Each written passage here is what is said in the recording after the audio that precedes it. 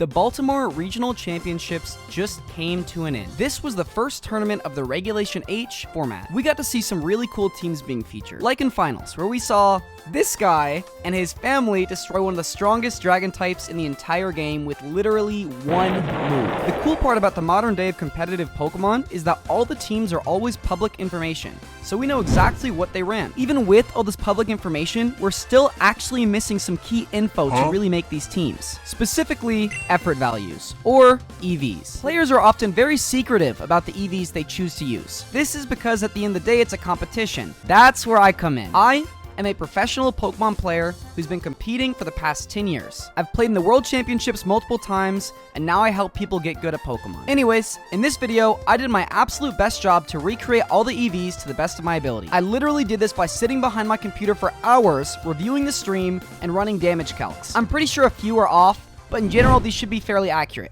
Let's get right into it. What's up, guys? Here are the top 8 teams from the recent Baltimore Pokemon Regional Championships. So what I've gone ahead and done for you is basically I recreated the teams to the best of my ability, and I typed the logic as to why I think everything is kind of what it is. And then inside this video, I want to go over them, go over that logic, and you'll also get the Poke Pace. So let's get right into it. So the first place team was piloted by Nicholas. I believe this was Nicholas's first event. If not his first event, definitely his first win. I saw him play on stream and I was very impressed. It was awesome. That mouse hold was really cool. A lot of mouse holds in the recent eras in VGC have been going with the friend guard instead of the technician, and instead of going with the population bomb, they typically decide to go with the follow me, maybe a taunt, beat up, just to enable an annihilate. So mouse ape with technician, wide lens, really cool setup, as you get 99% accurate population bomb as opposed to the 90, and you get the technician boost. It's really solid. Terra Grass, presumably for Amoonguss. Incineroar, basically I kind of just reverse engineered this from stream. So there was one match inside of top 4 where the knockoff left a Goldengo with 164 HP investment, and presumably at least 4 in defense, with like around, I think it was like 4 or 7 HP. Either way though, this spread right here kind of just like knocked it down to like a tiny amount of HP with a knockoff, and that should never do that much with just a knockoff. So because of that, I'm kind of inclined to believe it's probably an adamant natured one. It could be adamant 36 to 116, but I just did my best here. It could have been more defenses as well, but I decided to dump into speed because I figured that you want to be somewhat fast. This one's faster than Ursaluna, because if you're offensive, you probably want to hit stuff hard, hit him kind of quick, like even though Instant's pretty slow as, you know, off rip, but you can maybe like outspeed some Rillaboom or I don't know, something like that. But anyways though, Pelipper, very basic, just 252. I think it's timid because of the damage output inside of finals, inside of top 8 actually, up against Lorenzo's Dondozo team. The Hurricane did like nothing, so either the Dondozo had a lot of special defense, or it was a timid Pelipper and not a modest. As for Amoonguss,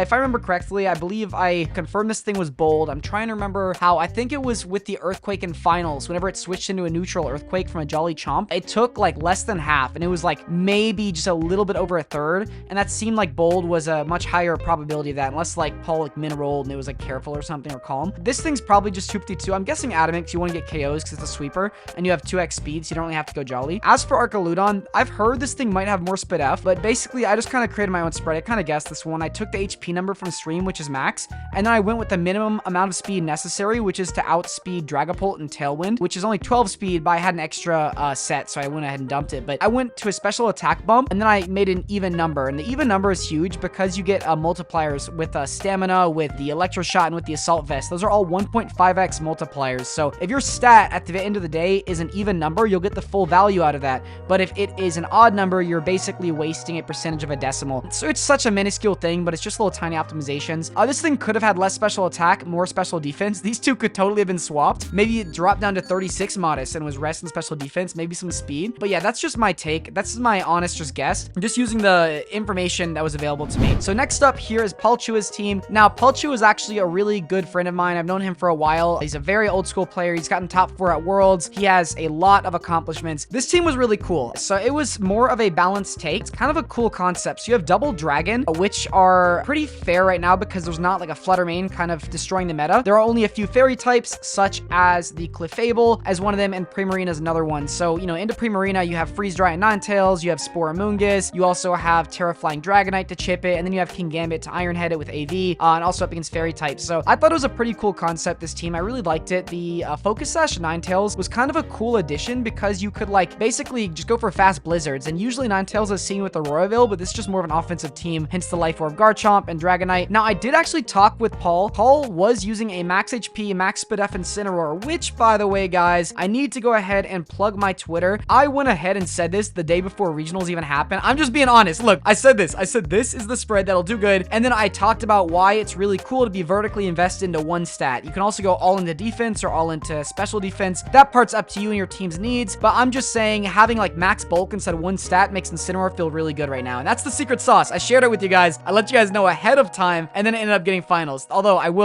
going to keep myself humble. The one in finals was Adamant, or the one that won the whole thing was probably Adamant. So that one didn't follow it, but you know, Paul did, and he made finals with it. So that's kind of cool. Everything else kind of just 252. Paul likes to play 252. I just know that about him. And also the only thing that's not really 252 is this Amoonguss. So I'm pretty sure this is a careful or a calm Amoonguss because there was one attack that Amoonguss really confidently lived. It was Sludge Bomb up against Toler instead of top 4. The Sludge Bomb only did around 20%, and I checked calcs. That was really hard to get unless you were calm. If you were like bold, like, you know, it did like 25 minimum, and it would do like 25 to 30, but it did like 20, maybe maximum like 23. So basically that kind of tells me it's probably a calm natured Amoonguss. Everything else is just like pretty straightforward. It's like Life Orb Chomp, you want max attack, max speed. Dragonite, probably max speed, max attack, max HP. So you're bulky, so you have multi-scale as well. You can just live stuff, get off damage. That's pretty much it for Paul's team. So let's go ahead and go to the third place team. This was DWE. Really hope I'm pronouncing that right. Maybe it's DWE. Either way though, let's get right into it. So I know that Goldingo's 164 HP because this is what it showed on stream, and I'm assuming probably for defense. I'm gonna guess timid max speed because you kind of want that on screens because it's a very slow team. As for the rest of the team, these actually did get confirmed to be something else. I was shot a DM by this user right here. His name is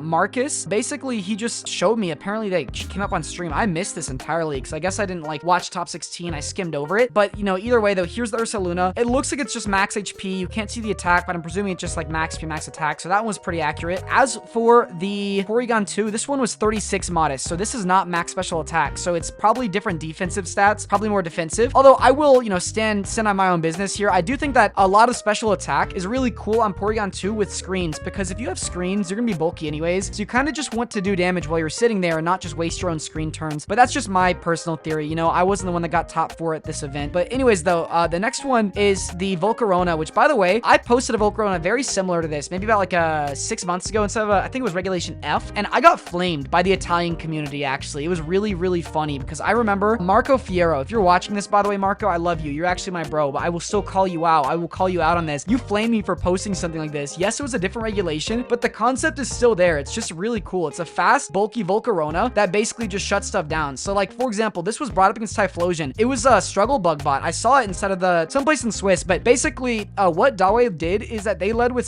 Struggle Bug, Volcarona, and Light Screen Grim. They just like spam Struggle Bug, Light Screen, and then they were so bulky. It was just a one-turn setup. You cannot break through. It was really good. The only thing you do is crit, obviously, but that's very inconsistent, very unlucky, or very unlikely. But either way, the fast Will-O-Wisp, I thought it was a cool set, and also with screens makes it bulky. But yeah, the next one, last one, this one was confirmed to be careful, which I did nail inside of the pace, by the way. I did nail right here, as you can see. I knew it was careful. I don't actually know how close I was, but I got the range. It was between 116, I think 196 is what I nailed it down to, based on like a damage roll between the Hyper Voice at -1 from Primarina specs and Light Screen up. That one was, that was pretty confident in that one. But anyways though, next up, we got Toler Webb. So Toler Webb is another old school player, former world champion actually inside the seniors division. It was 2011 or it was 2012. I'm sorry, Toler. It was one of those. I don't remember, but either way though, old school player. He basically just won worlds and seniors. I remember this. I've played up against Toler. He's gotten a good number of sets up, man. I'm not gonna lie. Toler's one of the people I'm still kind of struggling to beat, but I look up to Toler and I think he's a very good player. He's won a regional last season and he is still proving that he still has what it takes to be one of the best. So I think that Toler's tech that was really cool was Flamigo. So this thing is awesome into Goldango because you have Scrappy and you can close combat it through its Terra Steel, which usually they go with Terra Steel, but I guess Terra Dragon was being picked up as a defensive typing, presumably to live a close combat or maybe an eruption or something. This Goldango also could have been a bit bulkier. I'm not quite sure. This Incineroar, I'm pretty confident is adamant. As for the speed, I do not know. I'm pretty sure it was speedy because it did not have a lot of defense. I remember there were 2 attacks, a special attack and a physical attack that I ran calcs with, and then it just like, it seemed like it was taking too much from it. I think it was like Earthquake from Garchomp at -1, and then there was also another thing from Paul that was like a special attack that hit it. I don't remember what it was. But either way though, just like whenever I saw the instant, I didn't think it's that bulky. At least not physically. I know it's not physically bulky. Special, I'm not too confident, but I'm assuming it's at least this much speed because 196 allows you to outspeed Ursaluna. So that's like the minimum you kind of want to do. You could have been like, you know, skimmed off, but you can outspeed Ursaluna Blood Moon if it's modest, which can be really good for this style of team because if you can outspeed it, you can parting shot and then live its attack and then go into your own Ursaluna to potentially sweep them. This thing is confirmed to be not max attack, by the way, because of how much damage Paul's Incineroar actually took from the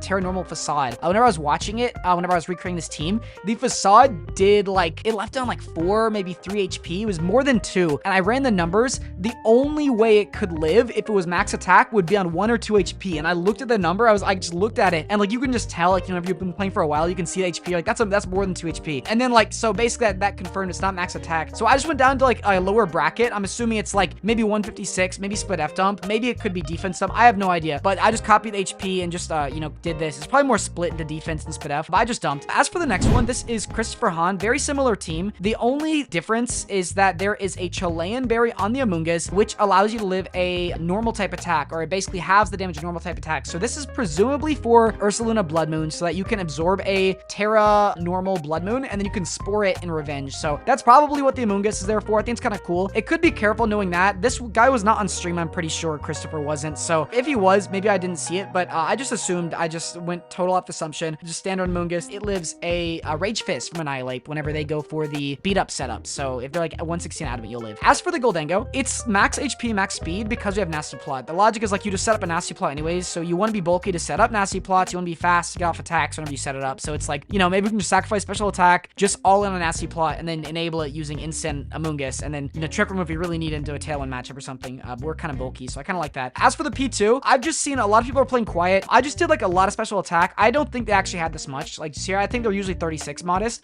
or 36 quiet. The reason why quiet instead of modest, by the way, is because with Terra Blast, you can actually attack for physical damage with the download boost if you Terra. So let's say if you Terra fighting, and if you got the attack boost, it would actually be physical because your attack stat is higher than your special attack stat. And, you know, that works like if you get the attack boost thanks to download. So it's like kind of, you know, you never want to go minimum attack into P2 whenever you are running a Terra Blast one. So P2, I thought it was pretty good. It looked like it's good on these balancy teams, the ones that like to switch in, switch out, because it can recover off damage. You can set up Trick Room. It's a very active Pokemon. It's really cool on what it does, and I think P2 is a great type in normal right now because Ghost types are kind of crazy. The one thing you gotta be careful about with P2 is other Goldengo, but you do have a Terra Blast to punish their Terra Steel if they do go for a Terra Steel and Goldengo, so that's kind of cool. Anyways though, going on to the next team, we have Z Castagliola. Z is an amazing friend of mine. I have known Z since I was 15 years old, and Z has been a really, really good friend. So the reason why it says Joe over there, by the way, just for those of you who not know, Z's their proper name. Joe is the dead name. I'm pretty sure that's the right terminology. But anyways though, great person, great friend, seriously, an amazing person. I cannot talk them up enough. But anyways though,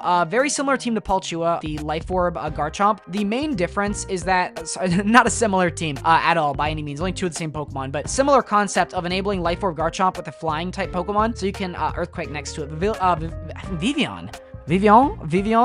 Vivillon is the Pokemon of choice from Z, and it was basically kind of cool. I didn't really get to see in action, honestly, like in all fairness, but I know the concept of Vivillon is to literally click Compound Eyes boosted Sleep Powders and then get off Stab Hurricanes, do a lot of damage with Hurricane. It's kind of sick, and Flying's a great offensive typing inside this game, so that's really, really cool to get Stab Hurricanes. As for the Primarina, I assume this thing is probably like around max special attack. I just like lowered it in speed creep just because I know that Z likes to speed creep a little bit, just stuff. So yeah, I just kind of just like, if I just guessed, it was kind of like that. Instant, I know this one's adamant because of the damage output inside of one of the games up against Palchua. Flare Blitz onto the King Gambit did around 60, like 58 to 60% around that range. I was like, there's no way it's not adamant. It was -1. It did like confidently over 50. It was like 55 to 60 is the range I'd say. And I saw that, I was like, okay, that thing has to be adamant. As for the Goldengo, this thing is just timid max speed. I don't know if it's actually like this. I just kind of assumed because Life Orb was taken on Chomp. It could be bulky Iron Plate, but I think that Iron Plate is kind of cool on Goldengo Goldango. I think you can go bulkier because you're Iron Plate instead of Life Orb. And then Instant could obviously have been, you know, slower because I decided to go fast because I just kind of